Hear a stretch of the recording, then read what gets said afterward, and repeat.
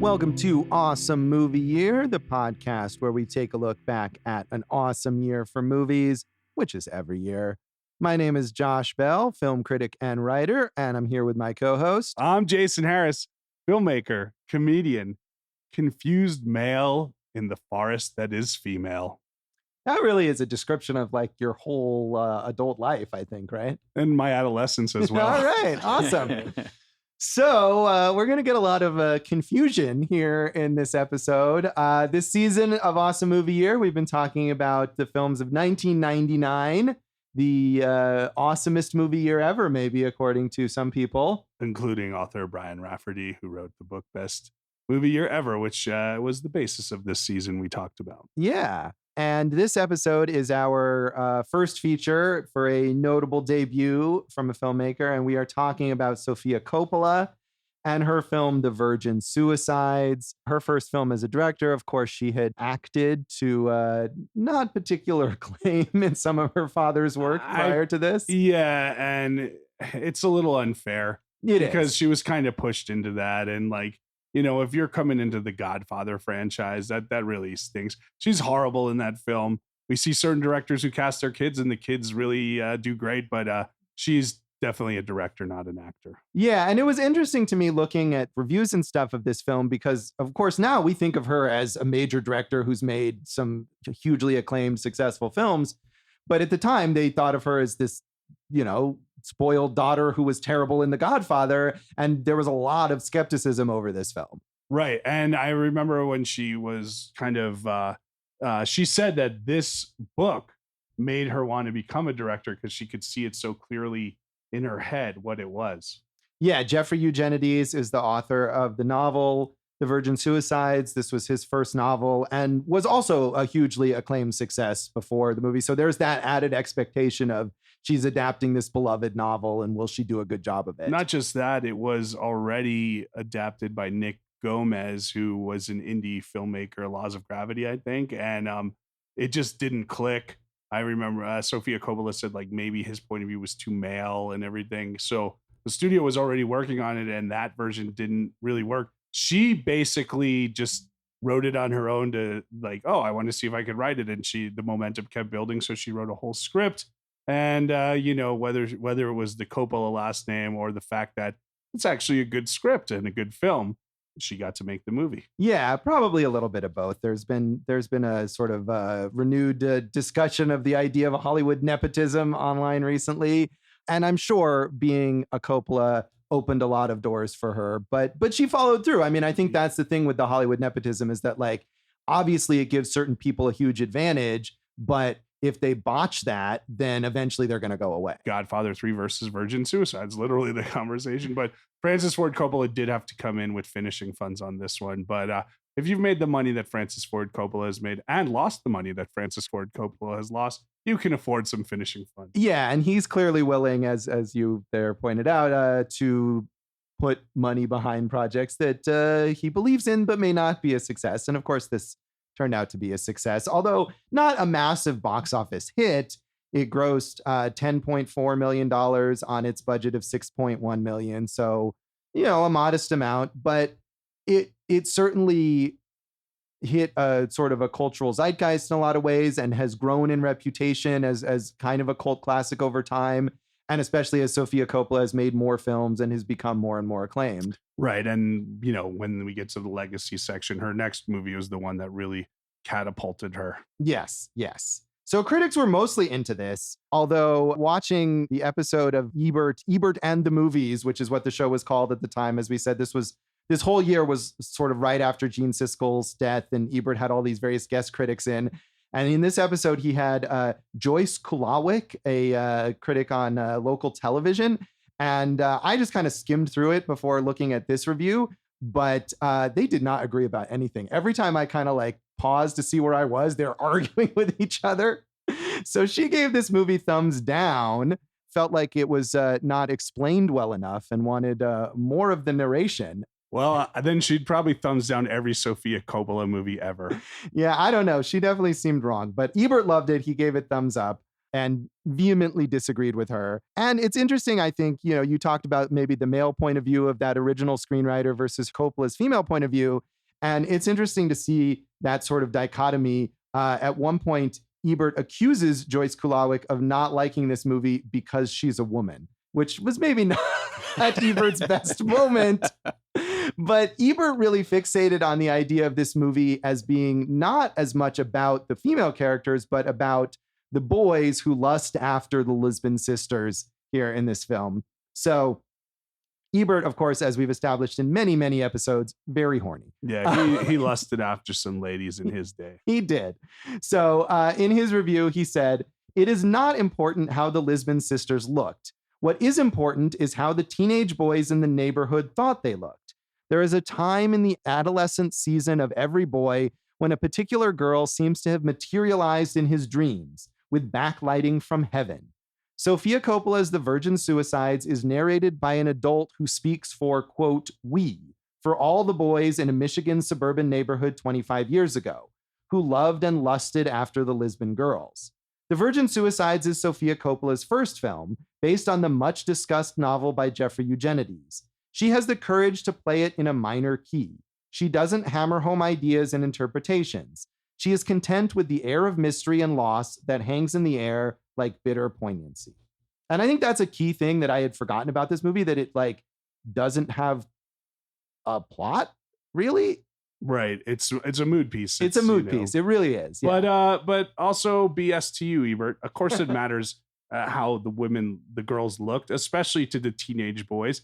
And sure, the teenage boys might have let it grow in their heads, but dude, it's nonsense. You're a teenage boy. The first thing you notice is the physical, and probably the other way around. There's a physical, attraction here. Right. And that comes up from the perspective of the girls too, with Josh Hartnett's character. Trip Fontaine. Yes. Great hunk name, yeah. Trip Fontaine. Yeah, so I don't think, and elsewhere, I mean, I had enough of the review there already, but elsewhere he complains that other reviewers have neglected the point of view of the male characters in this film. And I think he's really overstating that. I mean, I think it's unique. I mean, and I haven't read the book, but I know that they kind of do a bunch of different narration, almost like documentary style, right? So look, the male point of view is important, but this is the Lisbon Sisters movie. Yeah, no, I agree. A.O. Scott in the New York Times said, Ayo. He said, "Ms. Coppola has carefully preserved the spirit of her source and for the most part succeeded in her efforts to find a visual idiom appropriate to the lush melancholy of the novel's language. Edward Lockman, the director of photography, shoots the bright colors of the 1970s as if through a layer of gauze. His dimmed, fuzzy tones suggest the darkening shades of memory. But the film's ardent fidelity to Mr. Eugenides' style and sensibility is a mixed blessing. To read The Virgin Suicides is to succumb to a hazy linguistic daydream. All of this has required Ms. Coppola to create a feature film essentially without characters or a story, and to hold the viewer's interest through moods, associations, and resonant images." And again, that's something that struck me this time that I had forgotten, that this movie really, in a lot of ways, doesn't have a plot or real characters. Yeah, and that's something that happens in some of her later movies as well. I think never really to the degree The that Beguiled? it is here. No, The Beguiled has a lot more plot. There's 6 girls, and you couldn't tell me characteristics of all of them other than one picks mushrooms and one's a teenage temptress and one's a teacher. Come on, man. I mean, I think that's more differentiation than you have amongst the girls in this movie. Well, again, right. So, not that I want to compare it to The Beguiled, because that's a horrible movie. Oh, no, I like The Beguiled. Nobody likes The Beguiled. And anyway, but the idea of we're talking from memory and it's all hazy and that look of kind of fuzziness through there. And the fact that they never really got to know these girls other than that one night where they all took them out. I guess that would be the reason where you couldn't get to know them better. And I think she executes it pretty well, but I wouldn't mind a little more character development. Yeah. And I'm not even necessarily saying it's bad. I just thought it was striking and unique that a movie would really be constructed that way, that it's all about sort of moods and impressions and, you know, remembered emotions rather than specific character detail. I think you're right. And I mean, it really, it's almost baffling, but that's how it has to be, right? And, you know, we like to talk about it, but I want to bring it in early. The music by Air and all those like kind of 70s, like kind of fuzzy rock pieces, 10cc's, I'm Not in Love. Like they give you that dreamy, almost like pre-shoegazy element, you know, and it really enhances everything. Yeah, it is very dreamy, and it's set up as sort of the memories of these boys. And I think that it gives it that quality of these hazy memories where you recall your feelings more than you recall specific details of things. Tell us about one of your failed attempts at love as a teenager. Let's not. I'm sort of almost surprised that Ebert didn't break out with one of those in his review, because he enjoyed doing that. So as a counterpoint to Ebert, Moira McDonald in the Seattle Times said, Sofia Coppola's The Virgin Suicides is such a disarmingly poetic and specifically female vision of adolescence that it belongs in a category of its own.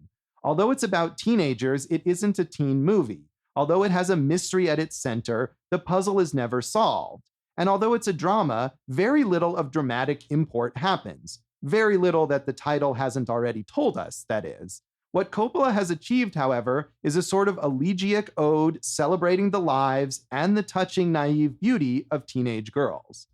And I think that, despite what Ebert says, that perspective of the teenage girls and the sort of uniqueness of it is important. I mean, there's an early scene when the youngest sister, Cecilia, has attempted suicide and survived, and she's in the hospital, and the doctor says, like, you don't even know how hard life can be. And she says, you don't know how hard it is to be a 13-year-old girl or something. Right. And I think that's a really telling line that sort of is giving you a lot of the thesis of the movie right up front.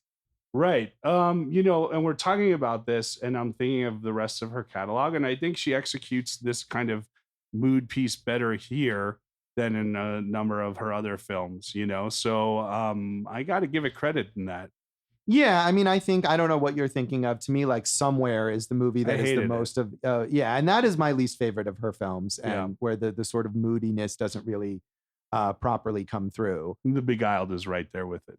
I don't agree with you on The Beguiled. I love the trailer for The Beguiled. It's not that doesn't mean anything. I mean, I'm not trying to say, oh, the poster's good, so I'm going to say it's a good movie. It's not a great movie, but I think it's better than you're giving it credit for. But we'll maybe get more into that later. You're beguiling me with your love of The Beguiled. Well, see, that's wrong, because that would mean I was like convincing you and drawing you in. And oh, I thought it was confusing. I didn't know what the word beguiled means, apparently. Maybe that's why you didn't like it. Yeah, Jason needs a dictionary to appreciate movies. Oh, I need so many things. Tacos, a dictionary. Anyway, the Virgin Suicide. Yeah, two things. Two really things that don't always go together. And they're both accessible. Yeah, so it's very easy. Anyway, the Virgin Suicides. I think we had all seen this, on its original release. Had you, Jason? Yes, I did. I can't tell you. I think I might. Probably it was a DVD video thing, but this was like one of those in the 90s. You're like, check this off. Wait for this to be available. I'm not sure if it was available. You know, I'm sure it played out here, but I definitely saw this, and I remember really loving it my first time. I didn't love it this time. That doesn't mean I didn't like it, but I was very impressed with it the first time out. Yeah, I agree. I definitely saw it on video. And this movie, I mean, we're talking about it in 99. It premiered at the Cannes Film Festival in 99, but was released in a wider capacity in 2000. And I don't know, like you said, if it played here in theaters in Vegas, but I definitely saw it at home on video. And I also loved it the first time I saw it, and maybe not as much this time. Dave, did you see this? Like 10cc, I'm Not in Love. All right. With the Virgin Suicide. Surprisingly, I never did see it until last year. This was one of my early pandemic movies. I was like, let's catch up on a whole lot of movies. What did you think upon your first view? I liked it a lot, and I think I liked it about as much this time. Also didn't love it, but it's really good though. Yeah, no, I mean, it is good. I don't mean to say that it isn't, but I did, like, fairly recently, I may have mentioned this. I contributed to this project where I had to do top 10 lists for like every year of all of cinema. And I had this on my top 10 list in 99, fairly high. And watching it again this time, I thought, I don't know, I probably would bump it down a little bit, but it's still really good. Yeah, it probably wouldn't make my top 10 of 99, but I'm glad to see that you're realizing the error of your ways. Eventually, you'll come around on The Beguiled. I haven't really given The Beguiled any kind of thought until now. So I guess we'll talk more on that. So any other background on the Virgin Suicides that you want to that's mention? the film that we're talking about. Josh, I was wondering, did you read the book? I did not. No, I mean, it is a highly acclaimed book, as we've said, and Jeffrey Eugenides is a well-known author. He's one of these authors who's very non-prolific. Right. He's written 3 novels. But people love everything. Yeah. So I'm sure it's good, but it's not the type of novel I typically read. So no, I haven't gotten to it. Okay, so this, Grosse Pointe, Michigan, but it's shot in Canada. Kind of reminds me of Juno, which we covered, another one that shows nice suburban Midwestern town, but shot in Canada. EW ranked this the 39th best high school movie out of 50. I don't really consider this a high school movie, though. Yeah, they don't spend a lot of time in the school. Right. And I think the themes here, like the angst, sure, that's teenage, but this is not what you consider 16 Candles, or even from this year, American Pie. Right. Yeah. I mean, that review specifically, Moira McDonald says that it's not a teen movie, even though it's about teens. Yeah. Lux Lisbon isn't fucking a pie in this thing. Come on.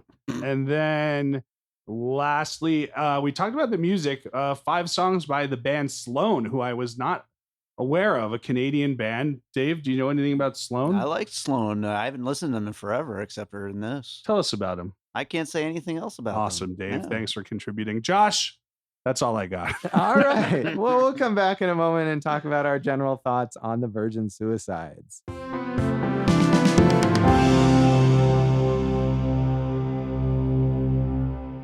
Welcome back to Awesome Movie Year. In this episode of our season on the films of 1999, we're talking about our first feature pick, Sofia Coppola's The Virgin Suicides. And as we were both saying just before the break, we had loved this movie when we saw it initially, and not quite as much this time. Does that have to do with our ages, Jason? Everything has to do with our ages, including my need for a dictionary and tacos at the very moment. I wonder if it does, or if, now that we've seen more of her stuff and her style, if it just isn't as unique as it once was. That may be, but I do think this, as Ebert in his sort of clumsy, horny way points out, this does capture this sort of adolescent longing. And maybe if we saw this, we weren't adolescents, but when we were in college, there was a certain amount of identification that has faded a bit. I don't know. I mean, look, I love the Before series, and that's, Before Sunrise is early 20s, right? Kicking and screaming, Noah Baumbach, you're right out of college. So this is a few years after, but I still think I don't think it has to do with our age as much as just that, I think the first time, like you said, all the things you said are correct. We don't know these characters. It all is dreamy. It's all so unique and so different. And in the last episode, you talked about okay, well, now that you know this, in The Sixth Sense, right? Can you go back and watch it and enjoy it the same way? And this one, maybe the fact that all these things, I'm not saying it's smoke and mirrors, but if you're focusing a little deeper, maybe it doesn't work as well as just kind of letting it, kind of just pass through you and pass over you. Yeah, I mean, I was thinking watching it this time, parts of it almost feel like it's just a music video where you wouldn't be concerned with the plot and the characters. It's just a mood piece and kind of evoking a feeling of whatever music you're listening to for 3 minutes. But of course, it's a 95-minute movie. Right. And some of that is the best stuff in there, when Trip Fontaine and Lux go sneak under, I guess, the bleachers or wherever they're at in the prom, and you see this prom or the homecoming dance sequence, and it all is all based on the music and the mood. And I thought that was one of the better sequences of the film. Yeah, I mean, I'm not saying that that's bad. And to me, the best, and actually kind of most emotionally powerful sequence is when the Lisbon sisters have been kind of locked down in their house and they're not allowed to leave. And the boys in the neighborhood are able to call them on the phone. And instead of talking, they're going back and forth playing their favorite records. And it's a very adolescent thing to be music expresses my soul, man. Mixtapes in the 80s, right? And this was the 70s. one fun fact, Josh. You know I love fun facts. You do love fun facts. Dave, you ready for a fun fact? Always. When the Lisbon mother makes Lux throw out her records and they kind of spill, the one on the top of the pile is Alice Cooper's Love It to Death, which is a little, yeah, it's thematically, yeah. I didn't notice that one. I noticed the Kiss record, and I think maybe Rumors, the Fleetwood Mac. Yeah, I saw definitely in there. Rumors, and she did not want to throw away Kiss. Personally, I would have fought harder for Rumors. Yeah, well, you know, she's 16 or 14. So. She's 14, but she's a very mature 14. She is. I mean, and she's the one of the sisters. It's interesting that she's the one sort of most mature one, or the one who's the most alluring and the boldest, the one who's most interested in connecting with the boys, but she's not the oldest. No, she's the third oldest, I think. Right? Yeah, well, or the second youngest, or whatever you want to sort of look at it. But Cecilia, the youngest, is the one who goes first. Yeah. And then she leaves. Oh man, and what a way to go. Yeah. She at the beginning of the movie attempts to slit her wrists and is saved. And then she jumps out the window and I guess impales herself on the fence below. Yeah. It's still shown in this kind of dream. You never see any blood. You don't, it's not gruesome or anything, but certainly seems unpleasant. Let's talk about that beginning stuff, Josh, because there's some interesting things there that I don't think carry out throughout the movie, right? So after she tries to kill herself, the doctor convinces the Lisbons to let them have a party. And you see that kind of like welcome to the dollhouse, weird adolescence. And, they're not per se mean to a special needs kid, but they're not the nicest per se to him. Yeah, and he never comes back. So that was a weird inclusion. Right. But, and I was wondering where we're going with that. And then after she kills herself, they're pulling the gate out of the yard, and then the sprinkler turns on, which I found very funny, because it's like, it was just such a mundane kind of suburban thing. And I think we lose the humor as the movie goes throughout, which is kind of a bummer, because I thought that was like really when I was into it. Yeah, I mean, I was surprised to see that there was actually quite a lot of humor, at least at the beginning. But I mean, I think you as it gets heavier, you kind of have to lose some of the humor to get the emotional weight of the movie as it goes along. But, I suppose I did miss a little of it later on. We keep talking about the Lisbon girls and the boys, but I think this is one of the last good James Woods performances before he went crazy. And Kathleen Turner is great in this movie. Yeah, they're both really good. As the parents of the parents of the Lisbons, yeah. And Kathleen Turner, I think, was the first person cast in this movie because she had worked with Sofia Coppola on Peggy Sue Got Married. Directed by Francis. Right, exactly. Which both acted in which was another, Sophia getting cast by her father kind of thing.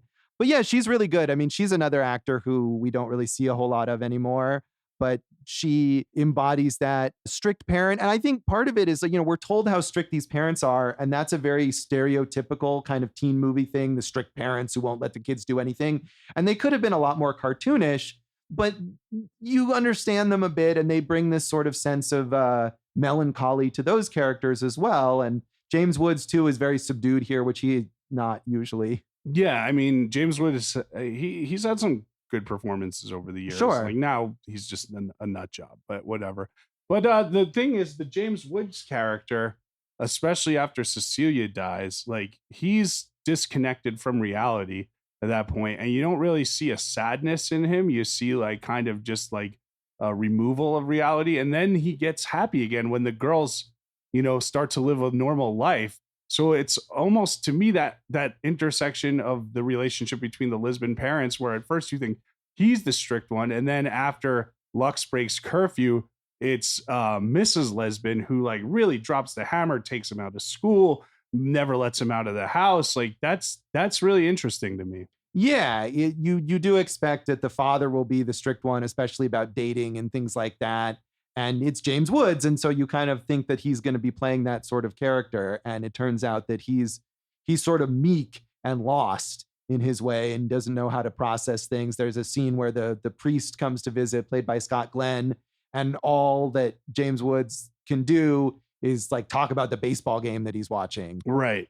And when the boys come over for the party, he's like just trying to show them the model airplane. But I mean, he does kind of get it back like this, he's a math teacher, and when Trip has that crush on on Lux and is like, look, what if I take her to the homecoming dance if I can find dates for all the rest?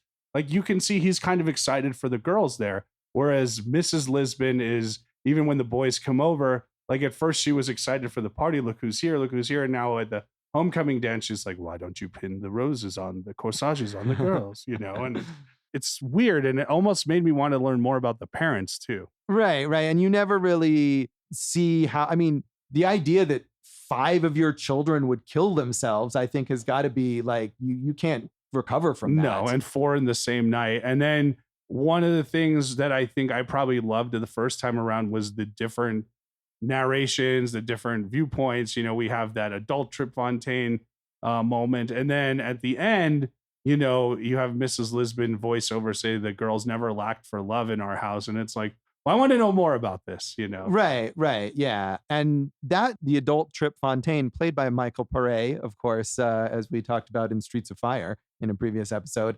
I really liked that, and I forgot that. And I felt like there could have been more. We have Giovanni Ribisi narrating the movie as adult Jonathan Tucker. I guess that's what Wikipedia claims. But to me, and a lot of the reviews seem to think that that he doesn't necessarily represent one particular character, that he's just kind of the voice of all the boys.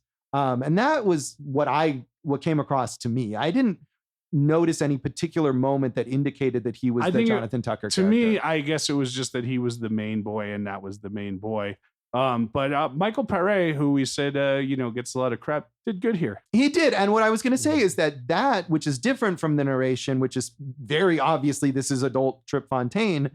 I liked that. And I would have liked to see more of that if she could have, and I don't know how it is in the book, but if she could have done more of those on camera and specific boys, because I feel like Trip feels like a real character. But the rest of the boys are like the girls, just this sort of like mass of undifferentiated people. Yeah, that's fair. And you wonder, like, in high school, you have your friends in your outer circle and whatever's beyond that. The Trip character, we see him, is he in rehab at this point in time? That's what it appears to be, that the adult Trip is in rehab. Yeah. I would have liked to have seen if they could have gotten the parents on camera at this point. Something like that. I just felt like that the tone of the movie, of this sort of like looking back at this unique moment, and Trip too, it's like obviously his life has not gone all that well in the intervening years.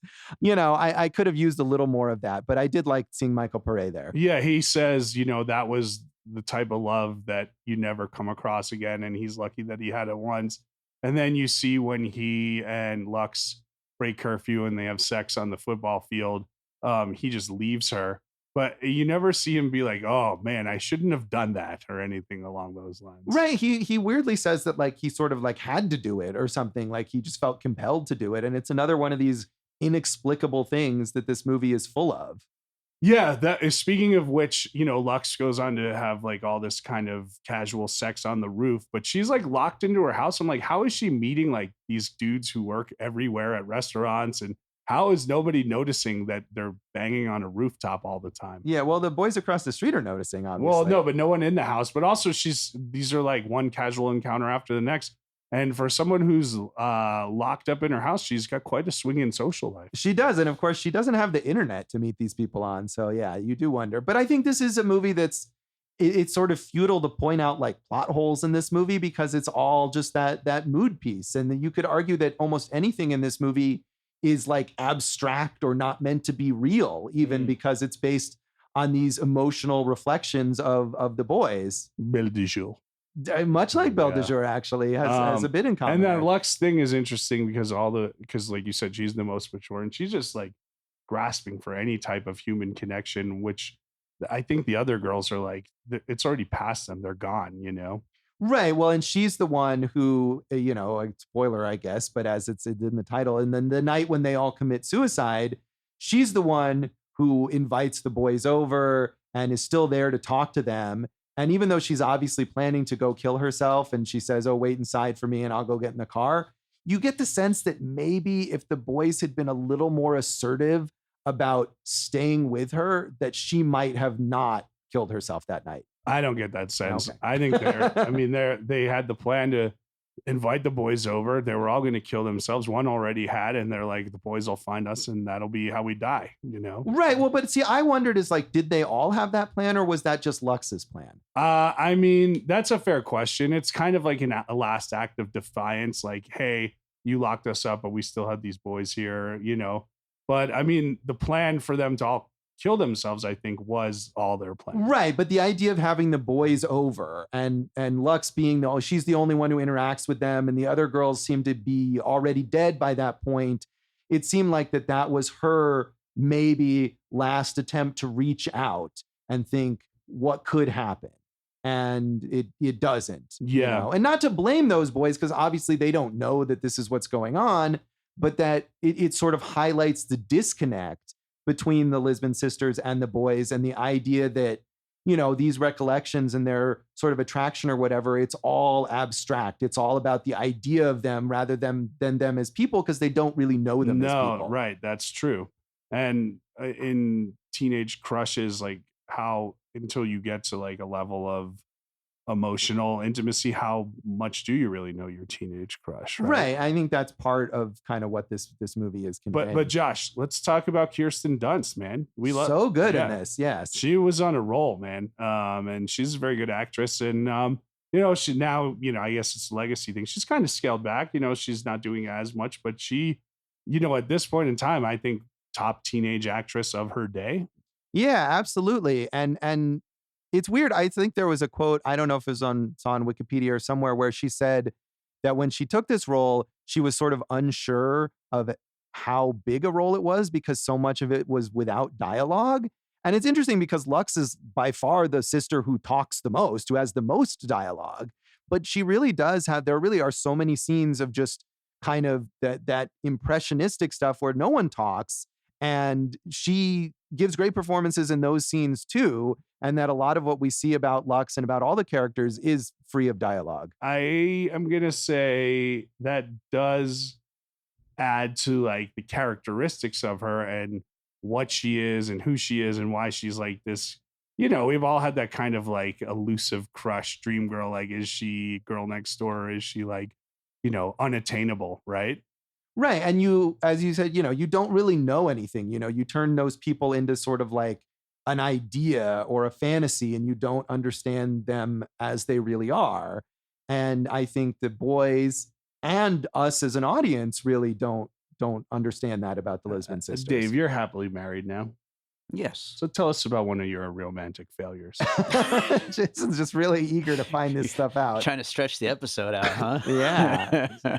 But no, I mean, going back, like Kirsten Dunst is great in this movie. And whereas the sisters in general are sort of this, you know, undifferentiated group or whatever. And I think I saw Jeffrey Eugenides, one of the things that he said that he would have done with the movie is to have different actors play the different sisters at different times to really emphasize the idea that they're essentially like not people. That is interesting. Yeah. So confusing. So, right. Yeah. And so I don't think that was necessarily the thing to do, but it makes it clear that, you know, they're meant to be sort of symbolic rather than human in certain ways. But I think Kirsten Dunst really grounds Lux at least. Yeah. Alicia Silverstone, Scarlett Johansson. I don't know if they were up for Lux or for the other sisters, but I think it's smart that you only have one well-known star here, and that's the one that we focus on, you know, because they're all like an idea as opposed to people at this point. Right, right. Did any of the boys stand out to you? I thought Jonathan Tucker did well, you know, and that little Italian, you know, there is that Italian immigrant who's kind of funny, but like the little, you know, Italian American boy, I thought did a good job. Yeah, whose father or uncle is in the mob and has the secret tunnels. Yeah. Right. So yeah, I mean that's the movie here. Josh Hartnett, obviously on the rise when he was playing Trip Fontaine.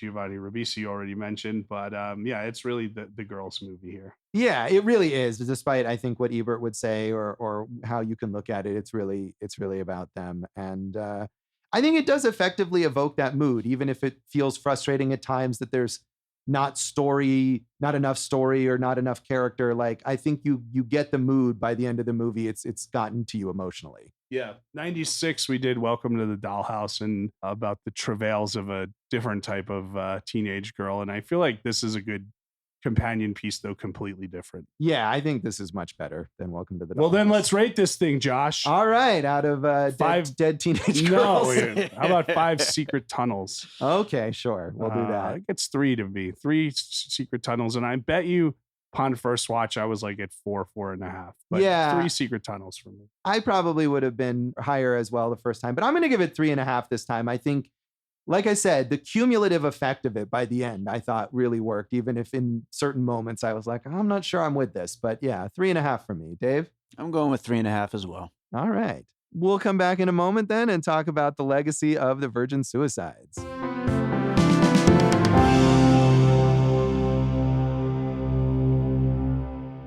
Welcome back to Awesome Movie Year. In this episode of our season on the films of 1999, we have been talking about our first feature pick, Sofia Coppola's The Virgin Suicides. And the legacy of this film, of course, is Sofia Coppola's career. Whereas, as we were saying, there was a lot of skepticism that kind of greeted her as she made this film. People just thought of her as Francis Ford Coppola's daughter, who maybe had undeservedly been cast as an actor in some of his films, and thought maybe this was just the next kind of iteration of that nepotism. But she proved those people wrong. And not only on this, but even more so as her career went on. As you said, Jason, the next movie she made after this, Lost in Translation, really catapulted her into the huge stardom. Yeah, and that one's it doesn't make sense to me because it's Scarlett Johansson and Bill Murray in Tokyo. Like, I should love that movie.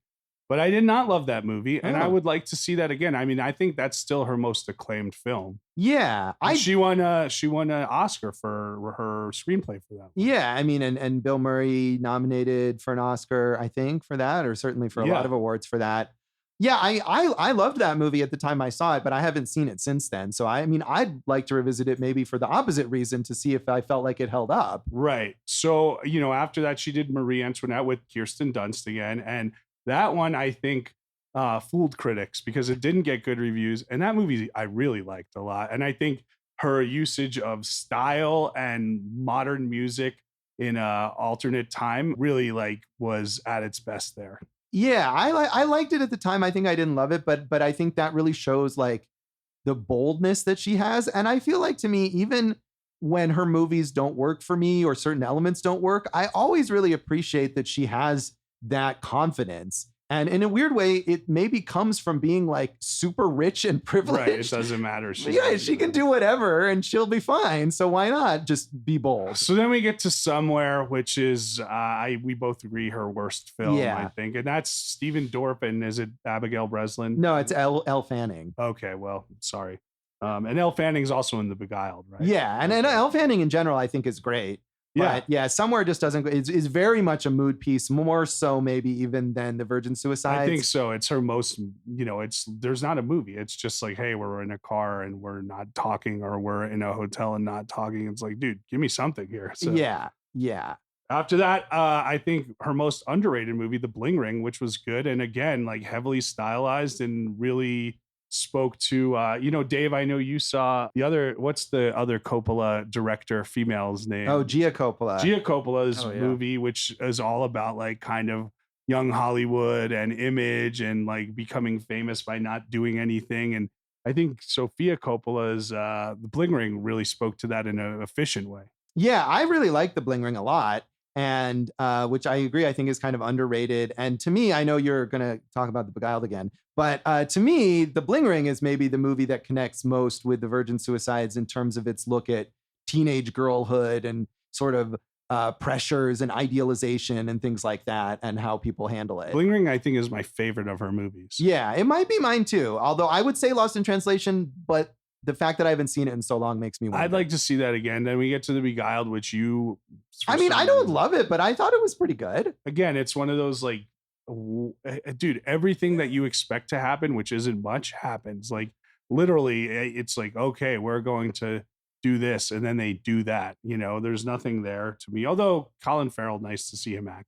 Yeah, I mean, and did you see the original The Beguiled? That we watched it in as we've referenced the film club with Tony Macklin. We watched it with Clint Eastwood.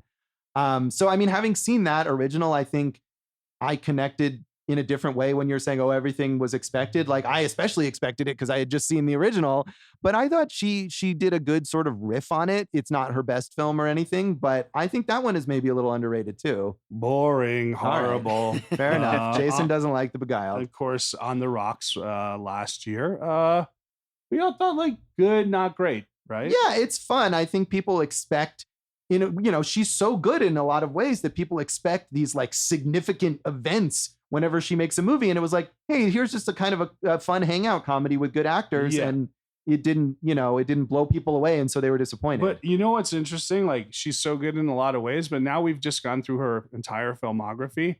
And I think like she's made 1 to 2 very good movies, a few good ones, and like some clunkers in there too. Well, I think maybe it's less that she's very good and more just that she's always very bold and unique. And when she makes a movie that's just kind of like a comedy that does a lot of things that other comedies have done, then people are like, oh, where's her unique perspective in this film? Yeah, but and that one's not bad, but I think it's an interesting filmography. She's also directed theater, which is interesting. La Traviata. Yeah, an opera that she directed. Yeah. And of course, that terrible Bill Murray Christmas special for Netflix. I never watched that, which is crazy because I love Bill Murray. It's not good. She's got this thing, The Custom of the Country, which is based on a 1914 novel. And hopefully it's a much better period piece than The Beguiled. Yeah, that's her next project. I mean, or at least it's supposed to be. That hasn't been cast or anything yet, but she's working again with Apple TV Plus, which released On the Rocks. So seems like a good relationship she's got there. Is that going to be a limited series or a film? I believe it's a film. It's a feature film. Yeah. She's super talented. And like, I still remember, like we talked about it On the Rocks, that sequence of them driving through the city is just so beautiful the way she shot. Yeah. Even something simple like that. So Dave, do you have a favorite Sofia Coppola film? Kind of like you, Josh. Lost in Translation is what I would say, but I haven't seen it in probably 10 years,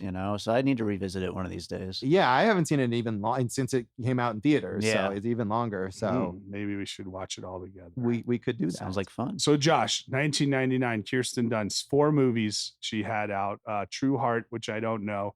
But then the other 3, Drop Dead Gorgeous, Dick, and The Virgin Suicides. Just heavy hitters, man. Yeah, I haven't actually seen Drop Dead Gorgeous, but it has a huge cult following. I love that movie when I saw it in the theaters, and Dick is another one that has a huge cult following, which is also great. And this one, like, man, she's just home runs right here. Yeah, I mean, she was a successful child actor and teen actor, and I think she really successfully transitioned into adult roles. I mean, she was obviously huge in the Spider-Man movies. We talked about her when we did our Spider-Man 3 episode. Teen-ish, I'd say. Teen-ish, but I mean, that is technically an adult character. But then even going on further, the second season of Fargo, she's really good in that. And I haven't watched, but that Showtime series she did recently on becoming a god in Central Florida got a lot of acclaim.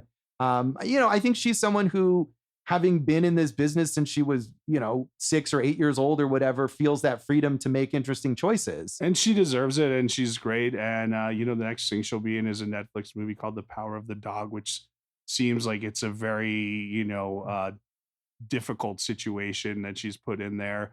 And she's done some roles like that, like the Robert Durst one, I forget what that one was called, but. The one with, is it Ryan Gosling? He's also in that? Yeah.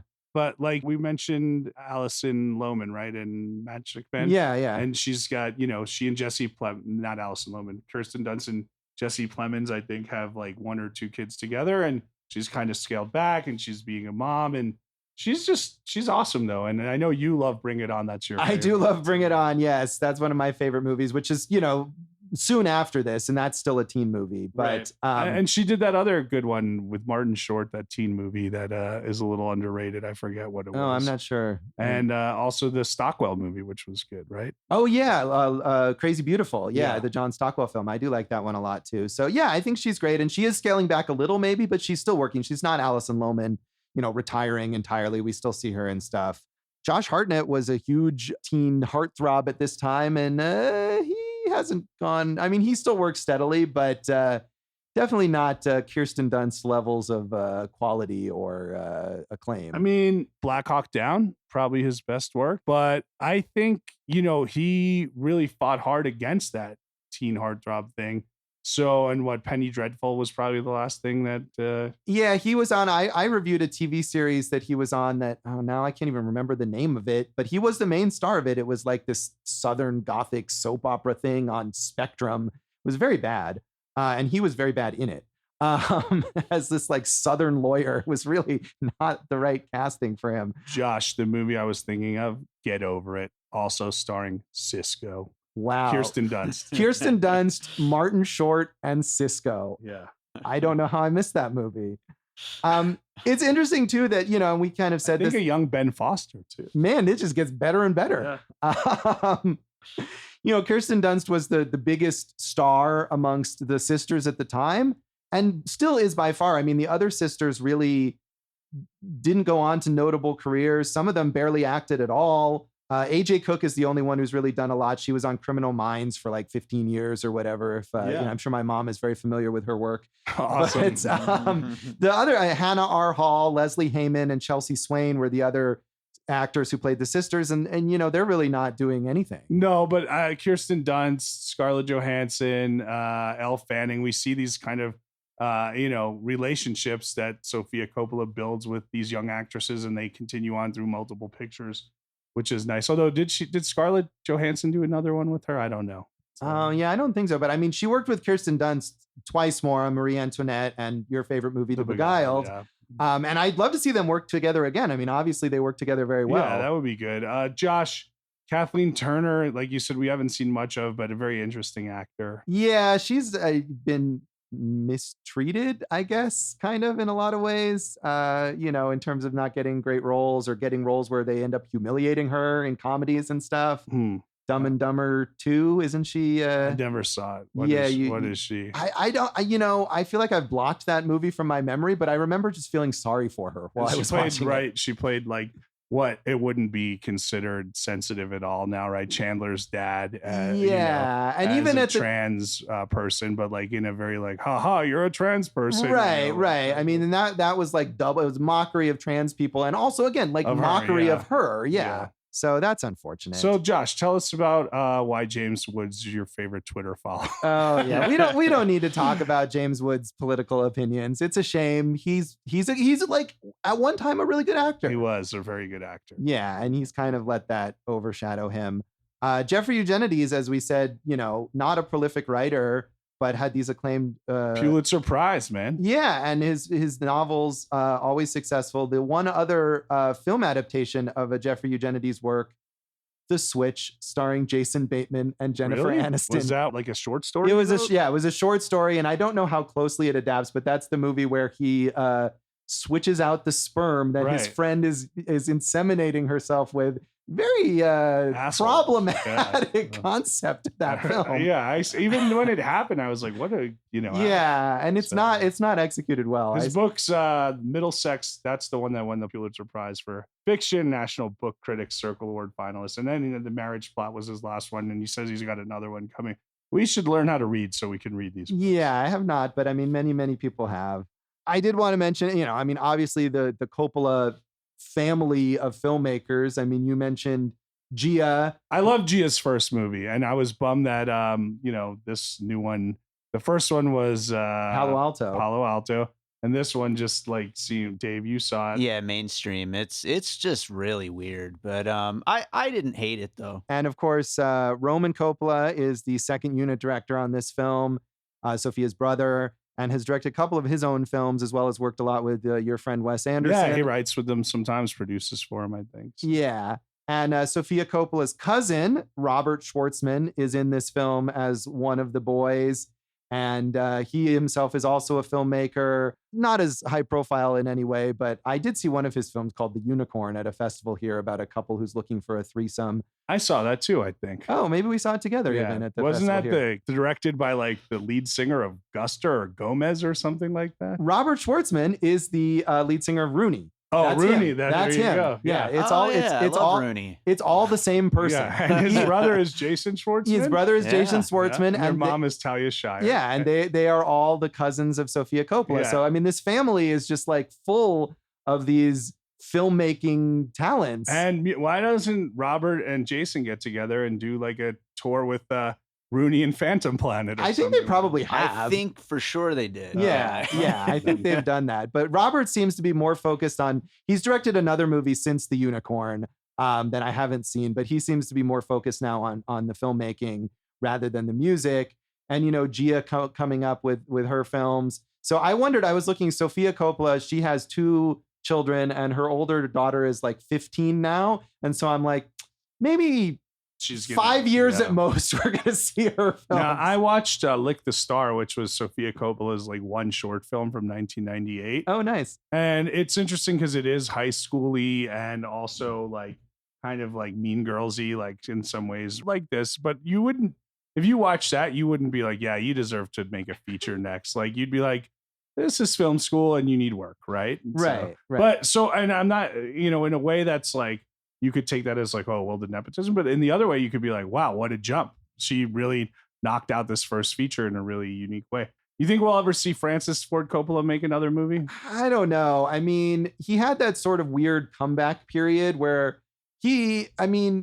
like Sofia or whatever, was obviously just being like, I don't give a fuck. And this is the weird stuff that I want to do. And those movies were, I saw Youth Without Youth. I didn't see, was it Twixt, I think was his last film.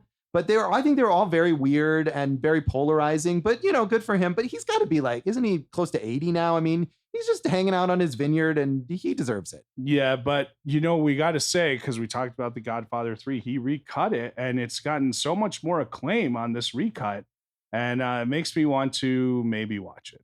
Yeah, I've never seen it actually in any form. So I did read about the acclaim for that recut. So he's still active, and who knows, maybe that would be the thing that would inspire him to go back and try to make another original film. But if I had to guess, I would say maybe he's done. And of course, his wife, Sophia's mother, is a documentarian. And and a fiction filmmaker. I think she actually recently had a narrative film. I saw her first one that now I can't recall the title of it. Something about Paris. It wasn't very good. But yeah, it's just amazing how many of them. And then, you want to spread out to Nicolas Cage and Christopher Coppola, and I mean it's just this whole family tree of it's amazing. How do we get in on that? Marry a Coppola? I guess. I don't know. With Sofia Coppola, it's interesting because this is 1999, and her beau at the time was her husband, I believe, Spike Jonze, who also debuted with an awesome movie in 1999, which was Being John Malkovich, right? So. I don't know. It's just, it's an interesting, she's been attached to a lot of other famous people, musicians, directors, right? So, interesting life. Yeah, certainly. And I mean, even as the unevenness that we've discussed, I'm always eager to see her next film. I hope that Edith Wharton adaptation is good. I am too. And I know I picked on The Beguiled because it's so horrible, but 3 or 4 really good movies that I liked in there. Yeah, absolutely. So that is The Virgin Suicides, and that is this episode of Awesome Movie Year. AwesomeMovieYear.com is where you can find us on the web. You were going to say check us out on our socials, so I just jumped the gun. Awesome Movie Year on Facebook and Instagram. Awesome Movie Pod on Twitter.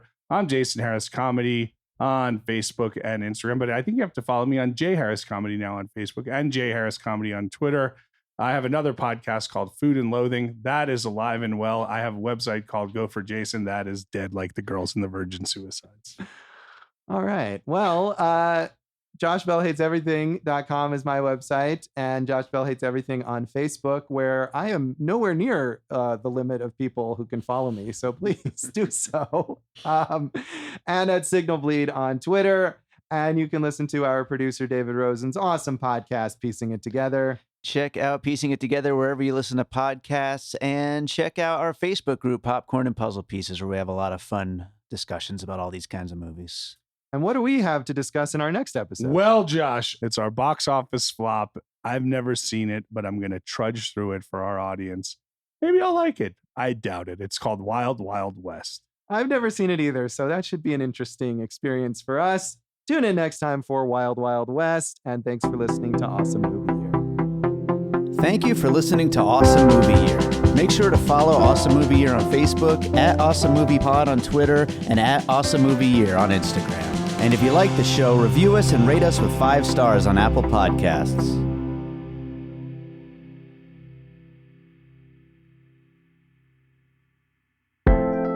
An All Points West production, produced by David Rosen in Las Vegas.